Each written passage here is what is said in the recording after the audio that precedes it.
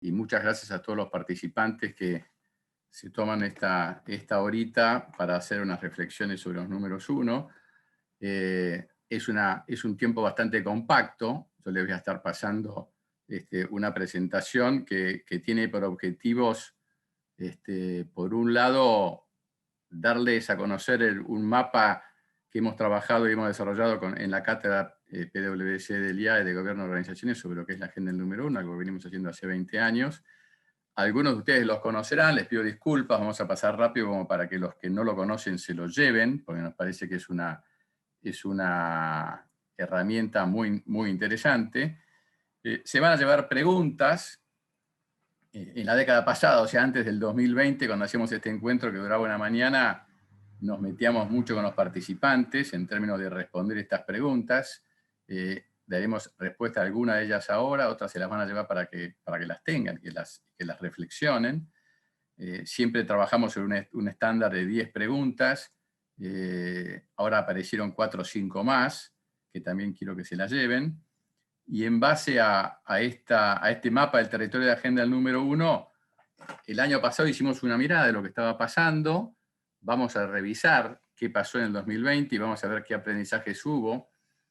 Yo creo que todas las empresas que han transitado en el 2020 y que están todavía vivas en el 2021, tienen aprendizajes que tienen que estar aplicando hoy, en esta modalidad que el año pasado decíamos que iba a venir, que la habíamos puesto por nombre cuarentena bipolar. Bueno, ya estamos en la cuarentena bipolar. Un momento afuera, un momento adentro, ¿no? Y esto ya lo decíamos el año pasado en la charla, de que lo que venía el año 2021 no era una nueva normalidad definitiva, sino una normalidad que iba a ser bipolar, digamos. Vamos a ver un poco entonces qué hay de los aprendizajes del año 2020 que pueden ser útiles en este 2021. Ustedes estoy seguro que ya los están haciendo también, o sea, no me cabe ninguna duda. Bueno, sin más, al final de la charla hay un pequeño cuestionario que Adiras les quiere hacer, y si hubiera algún tiempito podríamos abrir alguna pregunta, aunque me parece que vamos a estar bastante ajustados si queremos respetar el horario, ¿no? Bueno, lo que nos convoca hoy, trabajar sobre las prioridades del número uno y cómo debería ser la agenda de este número uno. Es decir, quizá el debería es una palabra muy fuerte, digamos, ¿no? Pero por lo menos motivarlos a reflexionar sobre sus agendas como empresarios, como dueños pyme en la actualidad, que están transitando una instancia compleja, algunos muy compleja. Todos los años hacemos este trabajo desde Adiras, se va renovando, es decir, digamos que el año 2020 y el año 2021 es muy diferente, como ya les decía, como lo venimos haciendo ahora, porque las circunstancias son excepcionales, lo que no sabemos cuánto tiempo va a durar esta excepcionalidad. Nosotros trabajamos sobre un framework práctico que hemos denominado la partitura. Ya les voy a explicar por qué lo llamamos la partitura, que lo que hace es plantear de alguna manera el mapa del territorio donde el número uno desempeña su trabajo. O sea que, en definitiva, es en ese lugar donde el número uno tiene que construir su agenda.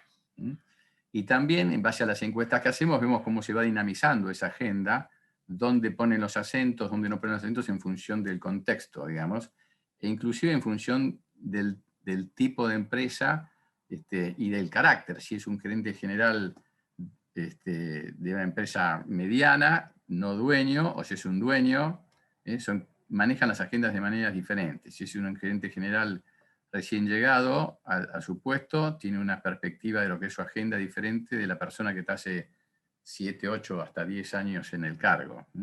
No porque estén haciendo las cosas bien o mal, sino porque las circunstancias hacen que tenga que poner los acentos en otras cosas. Y esto, de alguna manera, es lo que lo ayuda a ordenar sus prioridades. Acá le estamos dando, como decimos, el pentagrama, que ya va a ver cuál es, y las notas musicales. Lo que no le decimos es la música que tiene que componer, porque está clarísimo que es la parte que le toca al número uno, componer esa música. Y como yo siempre digo, es la razón por la cual se ganan lo que se ganan, digamos. El valor añadido que aporta el número 1 tiene que ver con cómo compone esa música, que no es la misma cada año, o sea que tiene que estar permanentemente innovando y tocando esas melodías diferentes. Esto es la partitura, vamos a avanzar en la siguiente. Primer aspecto que quiero recordar es que seguimos teniendo como telón de fondo el coronavirus. O sea, no sé por cuánto tiempo va a estar con tanta insistencia, posiblemente esté permanentemente, como cualquier virus después que nace presente en el mundo, molestándonos, pero hoy sí tenemos un telón de fondo que condiciona el accionar de las compañías. Lo que sí es cierto, que si bien el año pasado en todos los países estaba impactando casi de manera similar, hoy hay una diversidad. Hay países que están más avanzados, países que estamos más atrasados en lo que es la gestión del coronavirus. O sea, ese telón de fondo es distinto. En algunos países el telón de fondo se está empezando a levantar, digamos, ¿no? Y está apareciendo una nueva normalidad. Podemos decir, qué desgracia la nuestra, todavía estamos con ese telón de fondo. La ventaja que tenemos por otro lado es que si nosotros miramos qué están haciendo en otros lugares los países y las empresas donde ese telón de fondo se está levantando, pues podemos empezar a tener una perspectiva de cómo viene el juego en el medio plazo, digamos, en nuestro país o en nuestra región. Más allá de que hoy estamos viviendo una coyuntura súper extraordinaria y excepcional, y entiendo que es bastante crítica desde el punto de vista de la salud, a lo cual hay que agregarle, en el caso nuestro y de muchos países también, la situación de cómo se relanza la creación de riqueza en nuestro país, cómo se relanza la producción, cómo se relanza la actividad y cómo se combaten los restos de este naufragio, cómo se recogen los restos de este naufragio que hemos tenido. La mirada temporal que nosotros le damos, que es la misma que teníamos el año pasado, cuando dimos la charla, hablamos de que entre mayo y agosto, que era la charla, estábamos en una cuarentena administrada. Después, el ayer tardío, teníamos una cuarentena total que estaba mal administrada, pero ahí las empresas tenían que estar empezando a resetear su organización y aprendiendo. Al final de año, cuando se levantó un poco esa cuarentena, hasta hace unas semanas, hace un par de semanas, o hace menos de un par de semanas, estábamos en una especie de post-cuarentena, empezando a repensar el modelo de negocio, pero ahora estamos de nuevo entrando en un régimen de cuarentena bipolar, que acá la llama cuarentena administrada, que serán 15 días afuera, 15 días adentro, no sabemos todavía, pero por lo pronto esto era el nombre que le hemos puesto el año pasado, cuando suponíamos que esto iba a estar pasando, y bueno, sostenemos el nombre de cuarentena bipolar, aunque ahora tiene otros nombres, digamos, ¿no? Bueno, esta es la realidad de lo que nos ha venido pasando, con lo cual, ¿cómo juega hoy, digamos? Frente a la cuarentena bipolar, el mensaje es hay que seguir enfocándose en la ejecución. O sea, el año pasado fue una especie de cine de superacción, había que estar ejecutando, y a veces ejecutando sin saber cómo venía el juego, digamos. Bueno, acá es lo mismo, hay que estar enfocándose en la ejecución. Por supuesto hay que tener pensamiento estratégico, pero hay que ejecutar y hay que sostener la continuidad de la compañía, balanceando lo que nosotros llamamos acá en Adidas y en la cátedra también, la sustentabilidad viable o la viabilidad sustentable, o sea, el corto plazo y el largo plazo. Trabajar en la continuidad de la compañía en dos dimensiones. En el hoy, no tenemos que naufragar, hay que sobrevivir, y esas acciones que ejecutamos hoy para evitar ese naufragio o para transitar esta tormenta no tienen que hipotecar el futuro, o sea, no tienen que hipotecar la sustentabilidad de la compañía. O sea que en esa coyuntura estamos. El año pasado era mucha viabilidad y cuidar la sustentabilidad.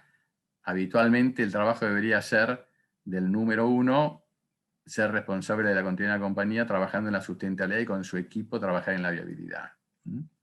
Pero estas dos dimensiones tiene que estar moviéndose permanentemente la cabeza del número uno y la dirección y el management de la compañía. Preguntas a hacer, ¿no? Estamos en una nueva parte de la tormenta, digamos. Tuvimos tiempo de acomodar las cargas y amarrar la carga el año pasado. Quizá la pandemia nos agarró con la carga no bien ajustada en la bodega y se nos desparramó todo, digamos, ¿no? Bueno, pregunta, ¿tenemos amarrado todo? ¿Está todo en su lugar como para aguantar esta cuarentena bipolar? ¿Tenemos las cosas que hay que tener para convivir con la cuarentena bipolar? O sea, hay planes de contingencia, tenemos reservas hechas, tenemos cuidado de nuestros activos esenciales, o sea, todos los temas que en crisis hay que tutelar, digamos. ¿Hemos hecho esos deberes o estamos a estar sorprendidos como el año pasado? No debería suceder eso. Y por otro lado, ¿estamos listos para que se levante el telón del COVID? ¿Qué pasará si mañana o a fin de año ya el COVID es una historia controlada y pasada y tenemos que salir a la nueva normalidad?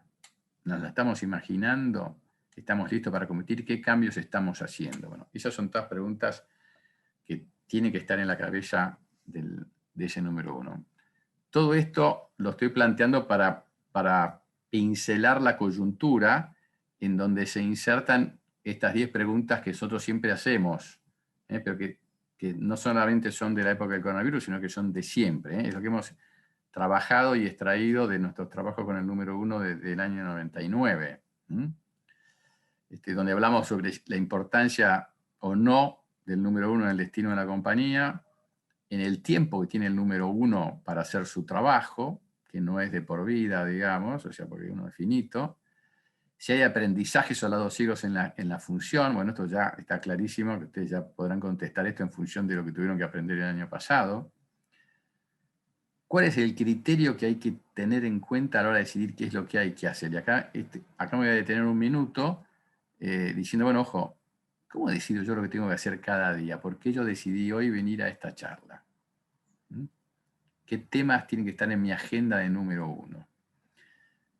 Yo no les voy a dar una respuesta precisa de lo que tienen que hacer, sino de cuál es el criterio que tienen que tener para seleccionar. Ustedes tienen que estar permanentemente trabajando este concepto. ¿Qué es lo importante? ¿O qué es lo importante y urgente que hay que hacer en esta compañía, que si yo no lo hago como número uno, nadie lo hará por mí? Y fíjense que esta es la parte importante, no lo importante y lo importante urgente, porque eso, lo importante urgente sale al encuentro nuestro, lo importante no urgente no tan encuentro, pero que hay que tenerlo en cuenta. Aspectos que si yo no los hago, nadie los hará por mí, con lo cual yo no me debo ocupar de todas las cosas urgentes y todas las cosas importantes urgentes en la medida que los tenga delegados. ¿Tengo un equipo abajo formado para tomar eso? Ahora, la respuesta es: todos los días, todas las semanas, todos los meses, yo tengo que estar planteándome, y todos los años, cuáles son aquellos temas críticos para la continuidad de la compañía que si yo no los hago, nadie los hace por mí. O sea, que nadie va a tomar esa iniciativa. Son aspectos que son necesariamente ámbito de mi iniciativa o de algún otro si yo se la he delegado, digamos. O sea, esa es la pregunta que ustedes tienen que hacerse sistemáticamente, anualmente. ¿Qué es lo que tiene que pasar en la empresa este año, que es importantísimo, que si yo no lo impulso, eso no se hace? ¿Qué es lo que tiene que pasar este mes? ¿Qué es lo que tiene que pasar esta semana? ¿Qué es lo que tiene que pasar hoy?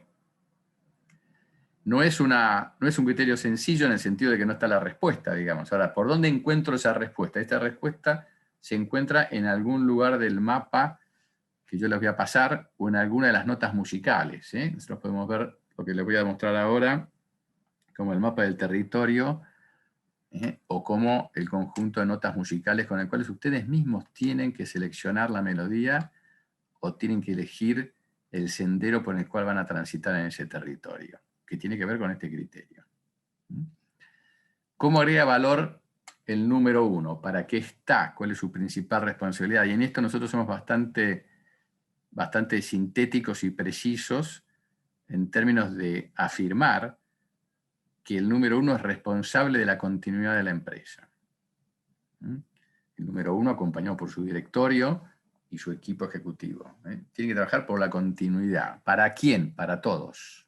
Para los accionistas, por supuesto, pero sobre todo para todos los demás que están relacionados con la compañía, que tienen legítimos intereses en ella y que quieren además que la compañía siga funcionando.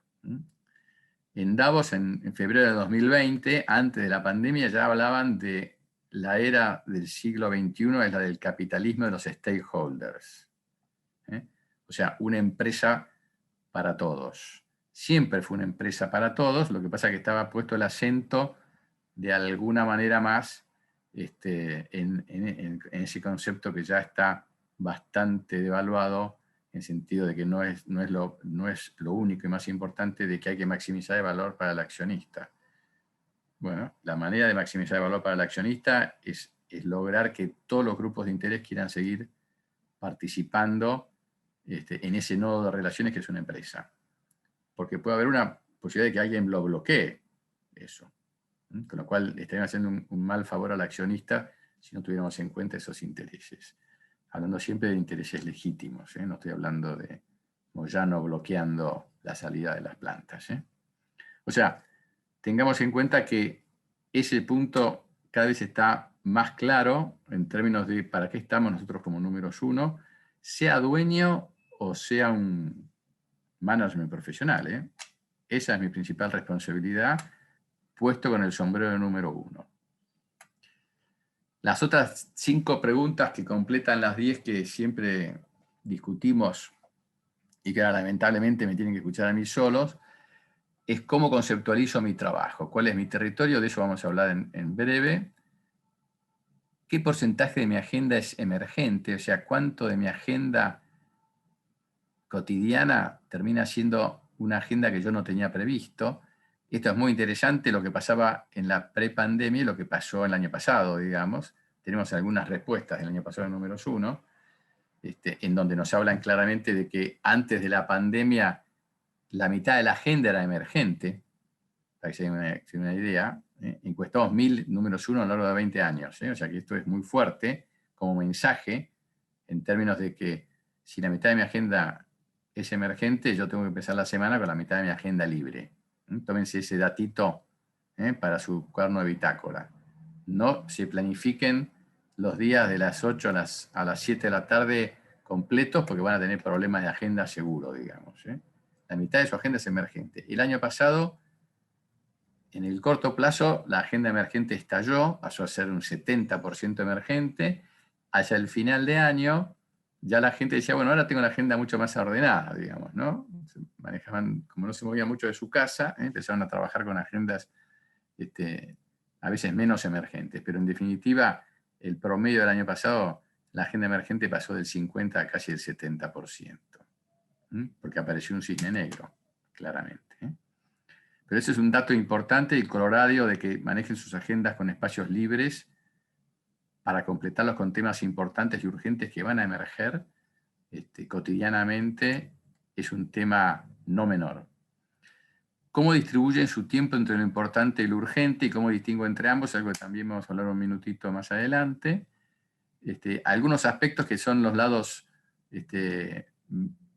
reconocidos por los ejecutivos como temas importantes, pero poco atendidos en la realidad porque son de bases, son de subsuelo, son de sustentabilidad de las compañías y los directivos por lo general están más bien llevados por la viabilidad que por la sustentabilidad.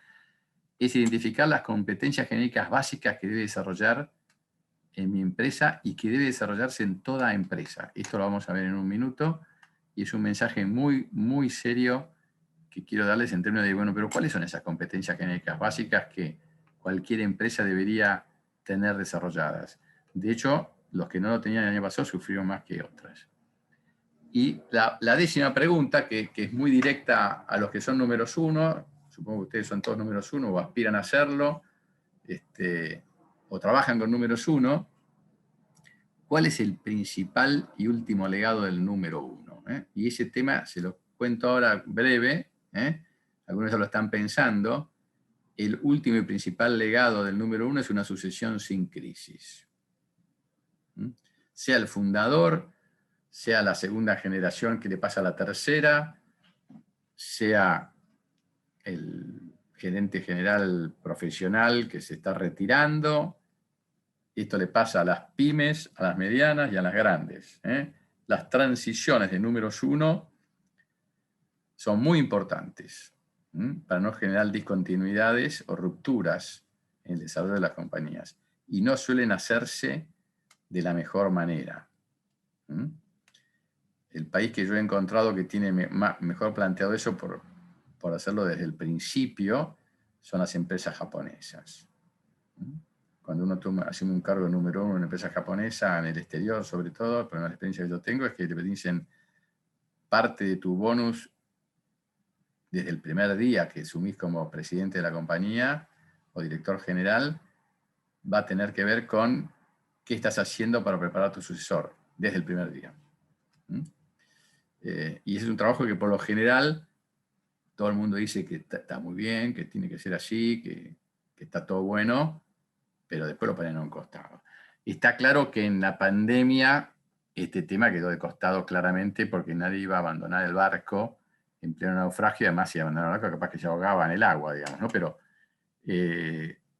atentos con este tema, que puede estar puesto a un costado en algún momento, pero que tiene que estar, es un tema de agenda, y claramente es un tema de agenda del número 1. Y de su directorio, que es el que lo pone, digamos, ¿no? Es decir, no es solo un tema de agenda de un número 1 en sí mismo, sino de su directorio. Por supuesto que si es el fundador, es claramente un tema de su agenda, porque él es gerente general, miembro de su directorio, que a veces es un sello de goma, y además es el dueño. Entonces, claramente es un tema de su agenda, y es importante que esa asociación se haga en vida también. Bueno, es el trabajo de mucha gente que se dedica a acompañar empresas familiares. Los principales acompañamientos empiezan cuando el fundador está pensando en, ¿y esto cómo sigue, digamos? O cómo incorporó a la primera generación, o la segunda generación en este caso, a la compañía. Pero es un tema para todos los números 1.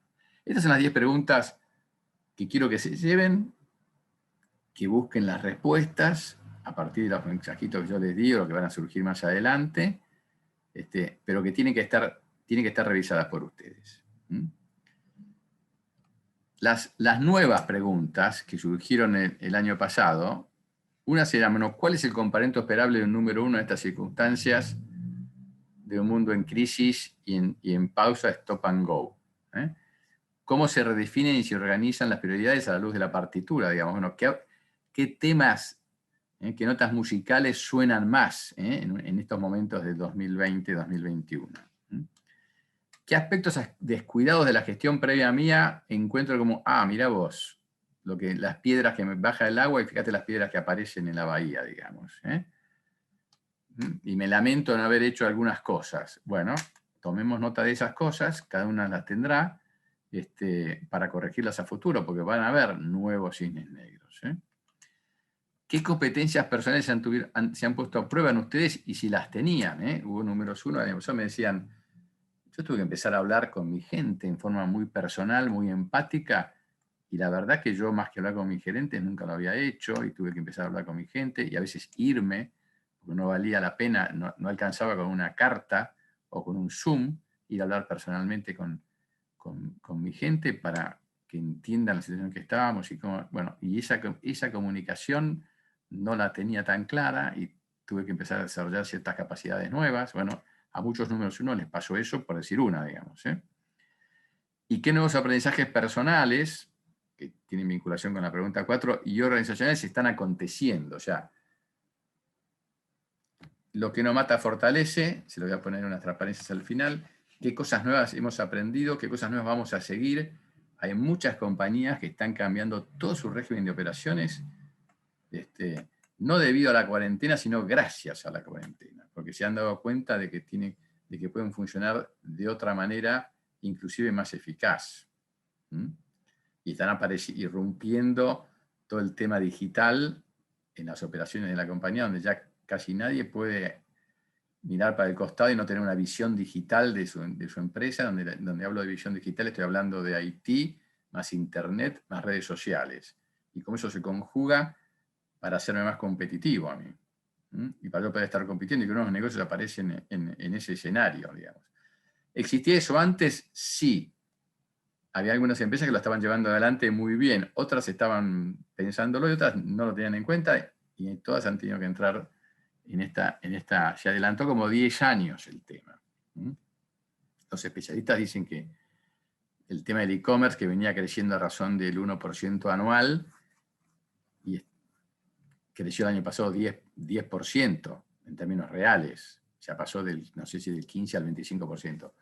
Bueno, ¿qué quiere decir eso? Que se adelantaron 10 años en ese proceso. Y eso tiene impactos de rama sobre todo, ¿no? Bueno, estas son las preguntas nuevas que complementan, si quieren, y enriquecen las 10 iniciales que quiero que se estén llevando. Esta presentación se las va a pasar seguramente Martín después. Una reflexión sobre el nuevo mundo. Y esto sí es algo, no lo tomen como un tema, es un tema más bien académico, pero es una mirada de la realidad. El mundo hasta hoy era un mundo buca, lo llamaban eso, ustedes lo conocerán, eso, un mundo donde la volatilidad, la incertidumbre, la complejidad y la ambigüedad formaban parte de eso. Y eso generaba una dinámica de cambio que a veces hacía que el cambio fuera exponencial. O sea que estábamos metidos en un torbellino de cambio que hacía que la realidad fuera volátil, que hubiera una alta incertidumbre con la cual teníamos que estar conviviendo, que había cambios a raíz de eso, y que había bastante ambigüedad. Ahora, ¿qué nos trae el coronavirus? ¿Hacia qué mundo nos lleva? Los expertos dicen, yo no, yo también lo suscribo, pero no sé que lo dije primero. Los expertos dicen que nos están llevando al mundo Bani, o sea, a un mundo buca más Bani. Y por Bani, fíjense, no es la misma la imagen. Una cosa es un territorio en medio de la niebla, que estamos transitándolo, donde hay incertidumbre, y otro es la sorpresa, digamos, ¿no? El mundo Bani es un mundo frágil y quebradizo, de la palabra inglesa brittle, un mundo de ansiedad, que significa la incertidumbre. Cuando de la incertidumbre paso a la ansiedad, ya me estoy enfermando, porque estoy trayendo posibles escenarios futuros dantescos a mi realidad de hoy, por lo menos en la imaginación, y eso me genera un estrés tremendo. O sea, la gestión de riesgos ahora es tremenda, todo el mundo está haciendo gestión de riesgos, que está bueno, pero cuidado con la ansiedad. La ansiedad, algunas personas que la sufren por anticipar futuros que a la realidad que están viviendo hoy, que no saben si van a existir. De los cuales habrá que hacer algún plan de contingencia, pero más allá de la incertidumbre, aparece la ansiedad. La N es de no lineal, o sea que la complejidad y el cambio ya no es exponencial, sino que es no lineal. Y cuando hablamos de cambio no lineal, estamos hablando de disrupción. O sea, una cosa es el cambio exponencial, que yo lo que tengo que discernir es la velocidad del cambio. Y otra cosa es la disrupción permanente. No es que no haya habido disrupciones antes. Internet fue una disrupción, pero una disrupción que se iba amortiguando en el tiempo. Acá la disrupción es el nombre del juego que viene. Y la I ya no es de ambigüedad, sino es de incomprensibilidad. Difícil de comprender. El nuevo mundo no es un mundo de volatilidad y de cambio, sino que es un mundo que lo llaman caótico. ¿Se acuerdan del efecto mariposa? Bueno, el coronavirus es el efecto mariposa. Un virus en China, algún desparramo en el mundo tremendo, digamos, ¿no? Y el efecto mariposa pues, está dado por la interconectividad nuestra, por la conectividad, por lo que fuera. Pero el mundo que viene es un mundo basado en la teoría del caos. Todo el mundo tiene que estar agarrando el manual, ya no del cambio, sino del caos. Y ojo que hay una teoría del caos. Detrás del caos hay una lógica.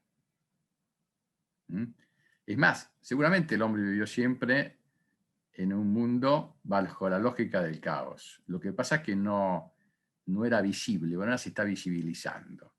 El tema es que no conocemos las leyes que movilizan la dinámica del caos. Hay mucha cosa estudiada, ojo en ese tema. O sea que deben ser como un input que yo lo empecé a percibir el fin de año pasado y algunas cosas que están apareciendo este año escritas, de que, ojo que habrá que estudiar no solamente gestión de riesgos, sino qué significa un nuevo mundo caótico. ¿Y cuál es el orden que está detrás de ese mundo?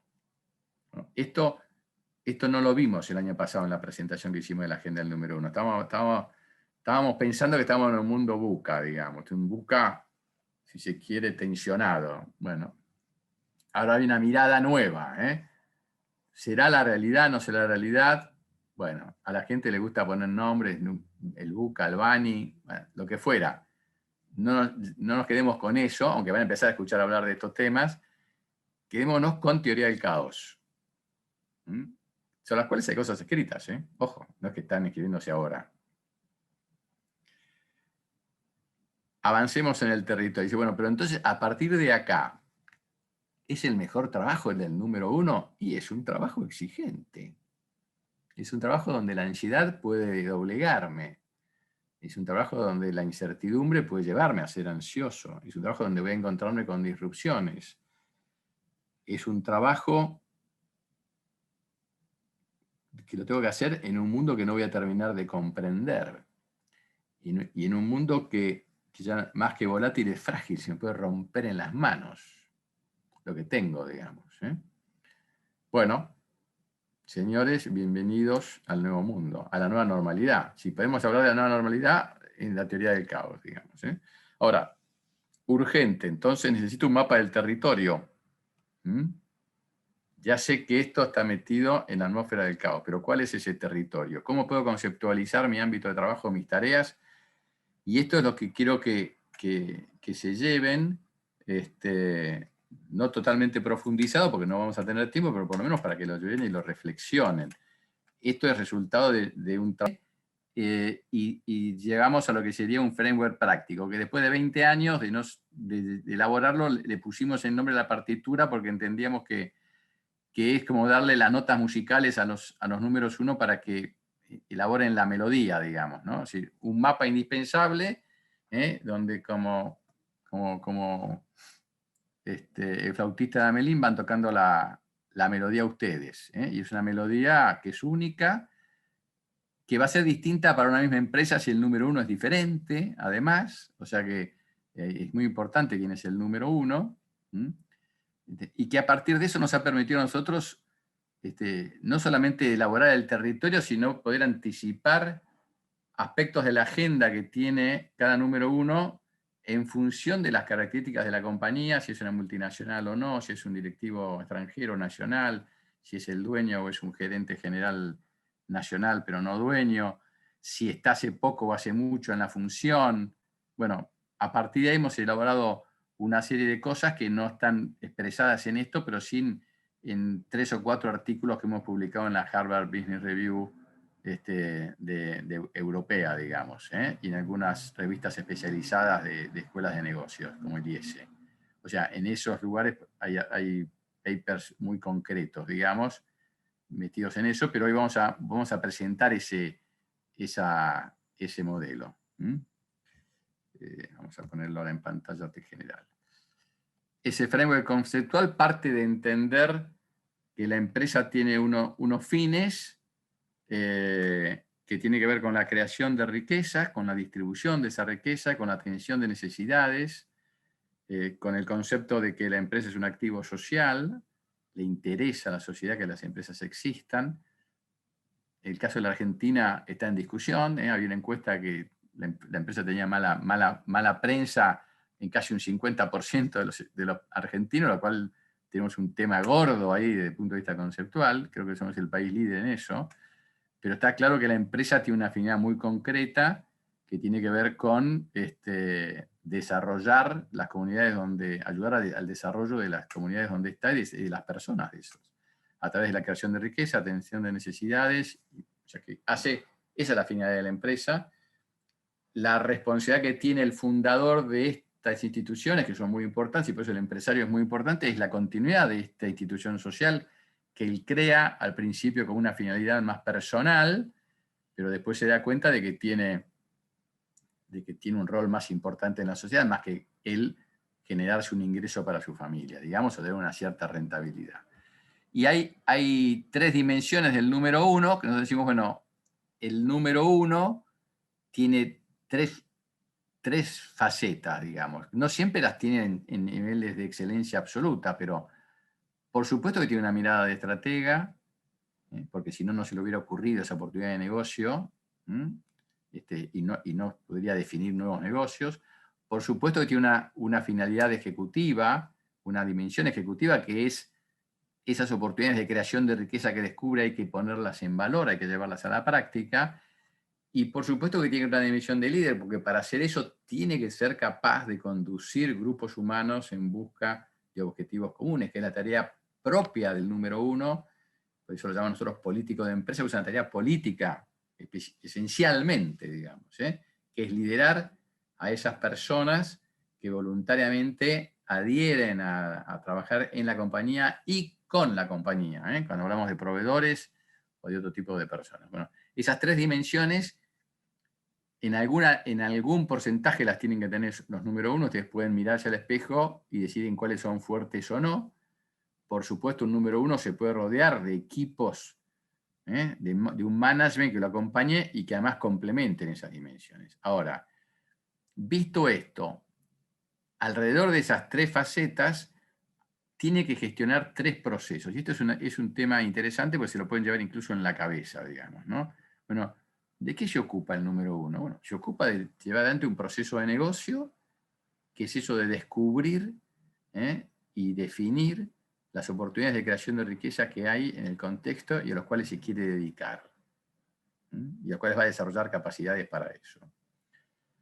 Hay otra tarea que le decíamos recién, que es el proceso de dirección, que tiene que ver con llevar adelante ese proceso de creación de riqueza, que es el proceso de management, de gestión, de dirección.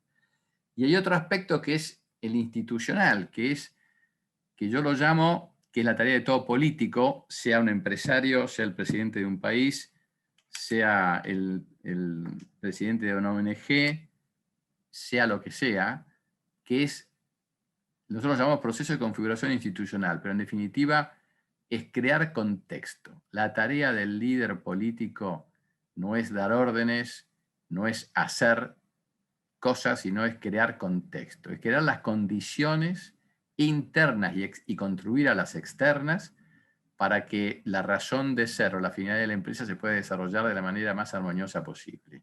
O sea, es responsable de la unidad interna de la organización, de desarrollar esa dimensión de clima organizacional para que todo el mundo esté cooperativo y comprometido, y por otro lado tiene que trabajar para que ese contexto donde se desarrolla la compañía sea lo más favorable posible para ella y para todos en general, para todos los players que están en esa cadena de valor o en ese sistema empresario.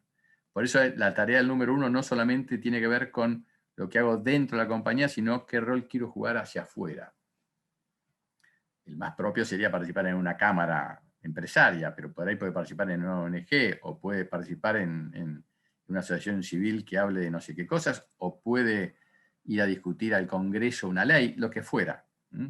Pero entendamos que hay 3 procesos, uno de negocio, otro de dirección, que es lo que siempre se ha hablado en las empresas, estrategia e implementación. Estrategia e implementación es lo que nos dicen todos los libros de management. Ahora, falta algo, que es esa estrategia, esa implementación, ¿en qué contexto se da? Bueno, la creación del contexto es crítica, contexto interno y externo, y eso es lo que llamamos proceso de configuración institucional. Ahora,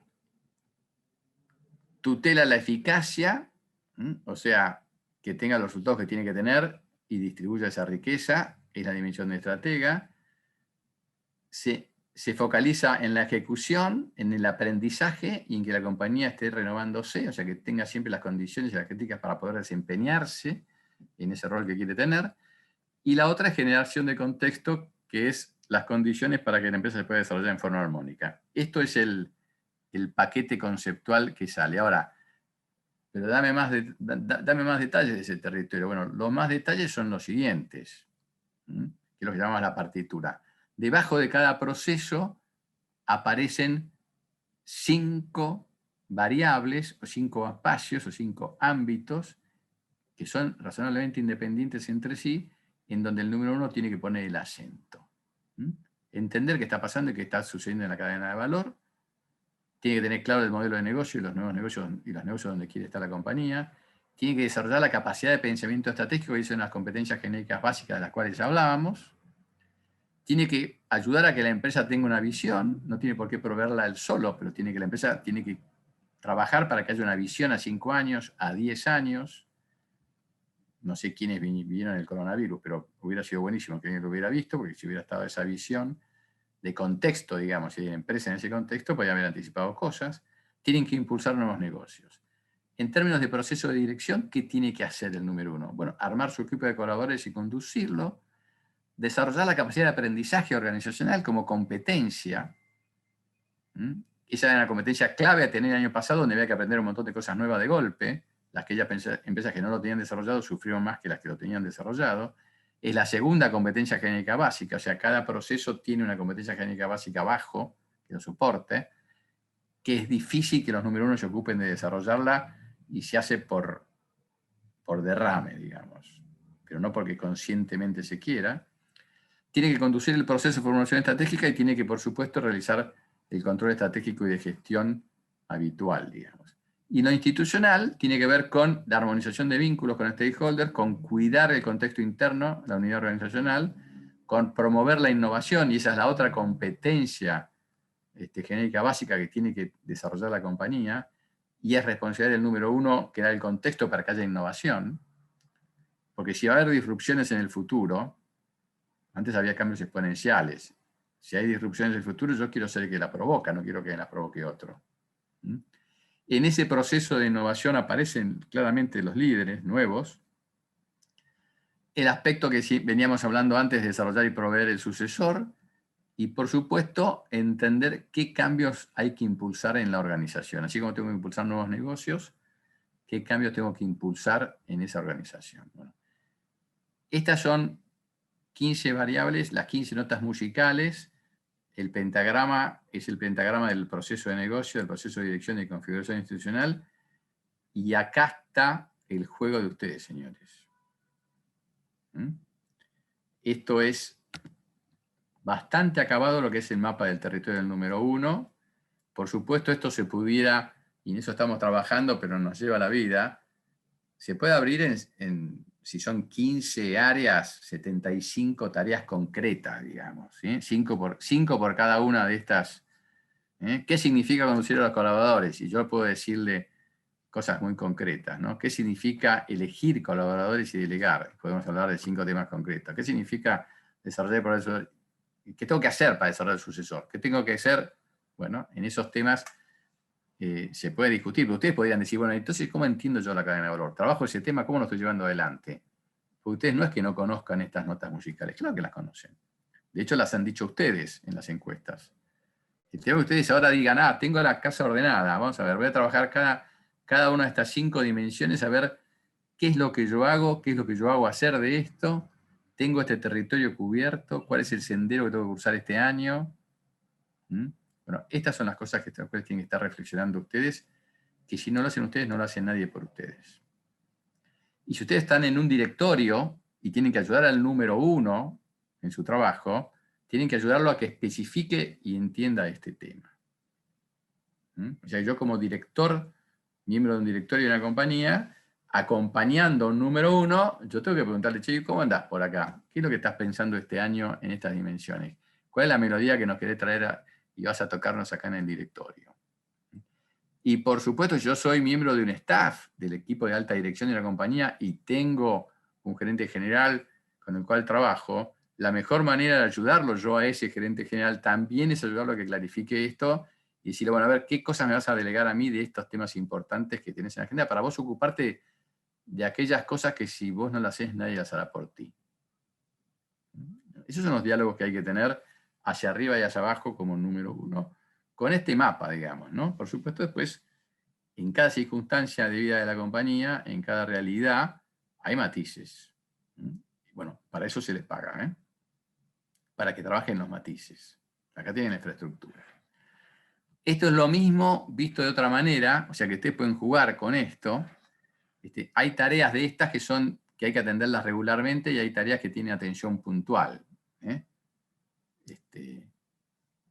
Y lo emergente, es decir, el desatenderlas, ya sean de atención regular o puntual, tienen consecuencias todas seguramente a largo plazo. Ahora hay tres que si las desatiendo me generan problemas de corto plazo. Y es muy interesante porque cuando yo a un número uno le pregunto, che, decime cuál es tu trabajo, a mí siempre me dicen, tengo que trabajar con mi gente, tengo que controlar la gestión y tengo que armonizar grupos de interés o pelearme con algún problema que surge en el momento vinculado a un proveedor, un cliente, el fisco, quien fuera, un grupo de interés. O sea, son lo que yo llamo lo que está en la cabeza del director en la frente, digamos. Son las tareas que yo les llamo que están en el mindset. ¿Qué es lo que ellos entienden que es su trabajo? Pero es parte de su trabajo. ¿Por qué entienden que es su trabajo? Porque saben que si esos temas los desatienden y se les desmadran, se les incendia el rancho enseguida. Ahora, si yo no preparo el tema de la innovación o si no cuido la unidad organizacional, por ahí no me doy cuenta hasta que tengo un problema, digamos. Corregir esos temas es más difícil. La zona de trabajo silencioso es muy importante porque es donde está el verdadero legado del número uno. Y son las zonas más desatendidas. Por eso, atento con estos muchachos. Pueden jugar con esto y pueden hacer 1000 ejes y desarmarlas. Esta es una forma que nosotros nos pareció interesante para decir, bueno, ojo que los número uno siempre piensan que sus tareas son estas que son de corto plazo, más las que emergen. Sucesión y demás puede emerger en algún momento, se transforma en corto plazo inmediatamente. Cuando se transforman en corto plazo, significa que ya es tarde, digamos. Esas cosas. Hay que preverlas con anticipación. Hasta acá el conceptual. Ahora, ¿y cómo estoy yo en la foto? ¿Soy esencial o no soy esencial? Es una pregunta que nos hacíamos el año pasado, digamos. ¿Cómo hago yo para mantener mi actividad? O sea, pues en el COVID hubo gente que le fue extraordinariamente bien y gente que la sufrió muchísimo y la sigue sufriendo. Bueno, o sea que salimos en la foto en el sorteo distinto, digamos. Pero todos lidiamos con lo mismo, con la cuarentena, con la bipolaridad, con el cierre, con la apertura. Estamos en algún bote. Comportamientos esperables. Esto fue lo que pasó el año pasado. Priorizan la seguridad de los colaboradores y asegurar la continuidad del negocio. Esto es crítico y esto lo aprendieron todos. El uso de las medidas de apoyo gubernamentales durante la crisis y maximizarlo. Yo tengo un montón de empresas que las han rechazado y muchas que las han utilizado. O sea que esto es ambidiestro. Todas tuvieron que adaptar su estrategia al contexto por los impactos en la liquidez, cadena de abastecimiento, tuvieron que rediseñar sus operaciones, meterse en el e-commerce, profundizar el e-commerce, buscar nuevas fuentes de financiación, meterse en los negocios de la guerra, como yo los llamo. Todos tuvieron que intensificar la comunicación con los interesados relevantes para explicarles qué estaba pasando, sobre todo porque no teníamos la visión física, no nos veíamos todos los días. Y todos tienen que estar preparando y adaptando la empresa a la nueva normalidad. Estos son comportamientos esperables. Voy a pasar algunas cosas que fueron del año pasado, porque ya las vieron algunos seguramente que estuvieron el año pasado y porque se las dejo en la presentación para que la vean, digamos. Esto tiene que ver con las agendas planeadas y emergentes que se fueron del 50 y 50 al 30-70. Esto tiene que ver con la dedicación de tiempos. Hay un 30% de temas que no nos dedicaron a temas importantes. Esto es así, es estadística. Revisen, esto es excesivo, no debería ser esto más del 15%, el 20% como máximo, estamos en casi el 30%. Y esto, siempre tiene que haber algún porcentaje porque dedicación a temas no importantes, porque es lo que llamamos los tiempos de recreo del número 1, digamos, ¿no? O las distracciones, pero no puede haber una distracción tan grande. Sin embargo, esto es lo que dicen los números 1, en las encuestas. ¿Mm? Y si nos ponemos a decir, bueno, ahora, ¿hacia dónde estamos yendo? ¿Mm? La pregunta que alguno me decía el otro día es, ¿otra vez sopa? ¿Otra vez guardados? Sí, la cuarentena bipolar estaba prevista. No podemos alegar que no era previsible esto, pero es otra vez sopa. ¿Cómo estamos preparados? Es una sopa distinta, porque no es un cierre por 5 meses. Serán 3 semanas abiertas, 2 semanas cerradas, 3 semanas abiertas, 2 semanas cerradas, 3 semanas cerradas. ¿Hasta cuándo? Y hasta que estemos vacunados, digamos. Son y media, les voy a robar unos minutitos más. En el ámbito de lo que yo llamo todo lo que nos mata fortalece. Estamos siendo puestos a prueba, revisen esto, chequen esto, a ver si ustedes cómo están, cómo se sienten estas dimensiones, y si están bien o qué tienen que mejorar, pero en estos temas tienen que tener un mínimo básico, digamos. Aprendizajes de 2020. Bueno, está claro que las empresas son comunidades de trabajo, las han entendido claramente, que hay que cuidar a la gente y sobre todo tutelar la unidad. Ese contexto interno, esto es crítico para la continuidad de la compañía. Espero que este sea un activo que se lleven del año pasado. También importante que la calidad de los vínculos con todos los grupos de interés fue crítica, que el directorio jugó un rol esencial cuando lo tuvieron. En los grupos de IRAS el año pasado, que decía, uy, ahora que está la crisis, ¿qué va a pasar con los grupos de IRAS? Nunca más importante que el año pasado, el que el empresario tuviera un acompañamiento en un grupo de IRAS. Para aquellos que no lo conocen, bueno, yo fui el desarrollador de los grupos de IRAS, con lo cual mi opinión puede ser sesgada, digamos, pero se los recomiendo vivamente, hablen con los empresarios que están en los grupos de IRAS. La comunicación social de colaboradores fue crítica y la negociación cooperativa se probó con éxito. O sea que estos temas están, y es bueno que estos temas se sostengan porque van a seguir siendo necesarios más allá del COVID. Los protocolos sanitarios y el cuidado de la gente también es un tema que vino para quedarse. La digitalización, la virtualidad, el famoso Digital Vision, el e-commerce, el home office, todos esos son todos temas. Hay compañías que están cambiando sus operaciones de cabo a rabo, incluso de las pequeñas y las muy grandes, que están muy vinculadas a lo digital, pero empresas como Telecom están cambiando todo, digamos. Si no sé si van a volver a clase. Google dice que quieren que vuelvan todos a la oficina porque quiere que se vean. Otras compañías dicen mejor que no vengan más, vendemos los activos. O sea, cada compañía está mirando cómo juega con eso, digamos. Y además han aparecido ahorros y eficiencias impensadas. Bueno, esas cosas hay que identificarlas y no hay que perder esos ahorros. Que no son solamente la rentabilidad, las oficinas que no arriendo, digamos. Eso desde ya. Pero no hay que perderlos. ¿Y qué nuevos aprendizajes habrá que reforzar y qué nuevas cosas habrá que realizar? Y con esto termino. La capacidad de aprendizaje organizacional, la de pensamiento estratégico y la de innovación, que son esas 3 competencias genéricas, tienen que estar top of mind de ustedes. Porque necesitan tener capacidad de aprendizaje para adaptarse a un mundo ya no volátil, sino disruptivo. Porque tienen que tener capacidad de innovar para ser ustedes también agentes de disrupción.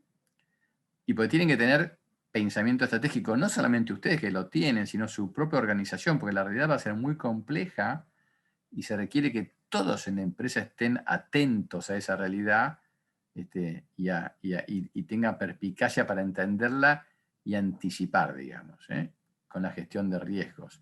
y actuar proactivamente en un mundo que ya no es solamente VUCA, sino que es VUCA más BANI. Por supuesto que de la gestión de riesgos, de las cuales no hay que enamorarse para no estar ansiosos de por vida, digamos, pero hay que tener una ajustada gestión de riesgos con planes contingentes, que sepamos qué cosas deberíamos estar haciendo frente a ciertas circunstancias. O sea que hay que anticipar imprevistos o situaciones disruptivas. Hace unos años, con una empresa, que estaban aburridos que siempre era lo mismo, vino el gerente general y me dice: che, Alejandro, hay que sacudir a los muchachos porque está todo tan fácil, todo fluye. ¿Cómo hacemos para sacarlos de la caja? Dije, bueno, inventémosle tapas de diarios. Era una empresa que estaba en la isla de Tierra del Fuego. Inventémoslos la tapa del diario de que el IVA baja del 21 al 18%. Una rentabilidad de cualquier compañía que está en Tierra del Fuego depende del crédito fiscal del IVA, que forma parte de su ecuación de negocio, pero nunca tiene una rentabilidad que supere el 2 o el 1% de su volumen de facturación. Si yo le saco el IVA el 3%, lo estoy poniendo en números rojos o en equilibrio con una sola decisión. ¿Y qué hacen entonces en eso? O sea, situaciones disruptivas que son posibles, pero que no tienen probabilidad de suceso. Bueno, hagamos que sucedan. Y así le inventamos 3 o 4 tapas de diarios. Y la gente se volvía loca. Sucedió que a los 3 o 4 meses una de esas tapas de diarios fue realidad. Y tenían planes contingentes para esa. Y por supuesto, no hay compañía que se precie hoy que no tenga una Digital Vision. Hace unos años, yo trabajaba con la gente de Gartner a principios del 2000, con ellos en trabajos en compañías donde se trabajaba la e-vision. ¿Cómo se modifica mi modelo de negocio a partir de Internet? Bueno, ahora no es la e-vision, es la e-vision más las redes sociales, es una digital vision. Esto ya es un must. Bueno, con esto hay que seguir la marcha, muchachos, cruzando el río y palpando las rocas con los pies, como dice la frase, ese refrán, digamos. Ya que es la misma foto que di el año pasado. El año pasado también había puesto otro de los cisnes en Venecia, digamos, el Aguas Claras de Venecia. Bueno, a mí me parece que esta es la más adecuada ahora, en donde hay que seguir la marcha, con el agua por la cintura, en modo bipolar, viendo abajo el agua, pero también tanteando con los pies, y hasta ahí llegamos.